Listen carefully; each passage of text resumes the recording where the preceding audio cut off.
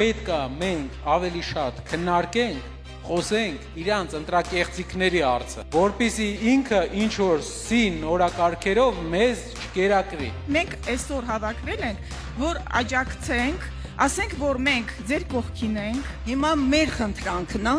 որ վերցնենք մանդատները։ Ես չեմ ուզի դուք կամ մյուս ընդդիմադիրները վերցնեք լիմիտները եւ գնաք ազգային ժողով, այլ ոչ, կուզեմ պայքարեք, որ իշխանությունը գնա Յուրաքանչյուր սցենարով մենք լեգիտիմությունը իրենց այս կազմի չենք ճանաչելու։ Հայաստանի պատմության մեջ չի եղել ազգային ժողովի ընտրություններ, որ ընդդիմությունը ունենա 340,000 ձայն։ Դուք վստահ եք ձեր թիմի վրա, որ չեն լինի մարդիկ, ովքեր քեզ ճանապարհին կկոտրվեն։ Եթե մարդը հայացքով անդիմադիր, չեն կարողանա անգամ ճնշումով իր հոգին գողանալ։ Մեր պրինցիպիալ դիրքի պատճառով է,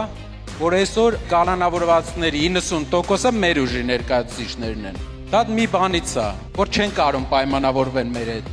Ավելի լավ է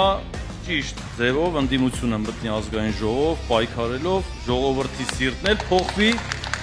ժողովրդի միտքն էլ փոխվի, այն մարդկանց, պարոն Կարապետյան, անգամ ովքեր իրանց ձայն են տվել։ Առանց փողոցի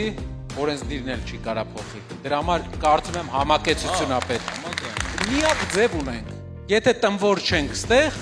եթե չենք նեղանալու գնանք, դա հաղթանակն է։ Սենց կգանք, հողոց օրենսդիրով կգանք, պետքա դրան գանք։ Ու վաղ թե ուշ գալու ենք, որովհետև ամեն նոր ժամանակաշրջան ինքը կորցնում է տոկոս։ Մենք ձեզ հավատացել ենք ու կարծում եմ, որ պարտավոր ենք հավատալ մինչև վերջ։ Այս ամեն ինչը մենք անում ենք, որ ունենանք ուժեղ երկիր, որ չամաչենք թույլ երկրի քաղաքացի լինելուց։ 2018 թվի մեր ժողովրդի 90%-ին էին մոլորեցրել։ Հետո 60, հիմա 50-ից քիչ։ Վաղ թե ուշ գնալու են։ Ուղղակի պետքա պայքարենք։ Ինչն է իմ խնդրանքը, իրար հետ մտածենք թե ոնց։